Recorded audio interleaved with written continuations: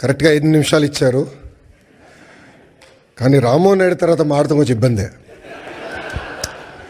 మనోడు మొదలు పెడితే ఆపడు. మిమ్మల్ని అందరూ చూసిన తర్వాత జ్యూరిక్లో ఉన్నానా జోపాలంలో ఉన్నానా డౌట్ నాకు వచ్చింది. ఎందుకంటే ఈరోజు మండే ఆఫ్టర్నూన్ ఇంతమంది వస్తారని మేము ఊహించలేదు. కానీ సెలవు పెట్టారు, డుమ్మా కొట్టారు. కానీ ఈరోజు గౌరవ ముఖ్యమంత్రి చంద్రబాబు నాయుడు గారు ఏం చెప్తారో అని వినేదానికి పెద్ద ఎత్తున ఇక్కడ తరలి వచ్చిన యూరోప్ ఎన్ఆర్ఐ టీడీపీ సభ్యులందరికీ పేరున నా హృదయపూర్వక నమస్కారాలు.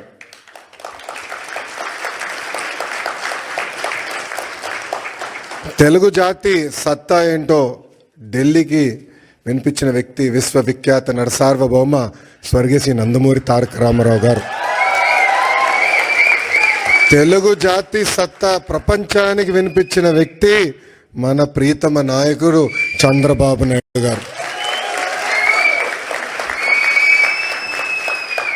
చంద్రబాబు నాయుడు గారు ముఖ్యమంత్రి అయినప్పుడు కరెక్ట్గా నేను 8th క్లాస్లో ఉండే.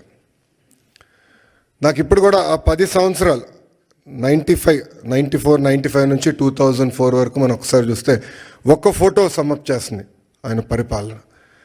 న్యూయార్క్లో వర్షం పడుతున్న సమయంలో ఆయన చేతిలో ఒక ఫైల్ పెట్టుకుని, చంకలో ఫైల్ పెట్టుకుని బ్యాగ్ మోసుకుంటూ నడుస్తూ ఉంటారు ముఖ్యమంత్రిగా. ఆనాడు ఆయన విజన్ 2020 అంటే చాలామంది ఎగతాళి చేశారు.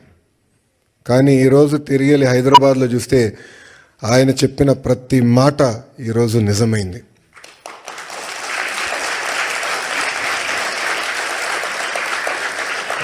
బాబు గారు 4వ సారి ముఖ్యమంత్రి అయ్యారు.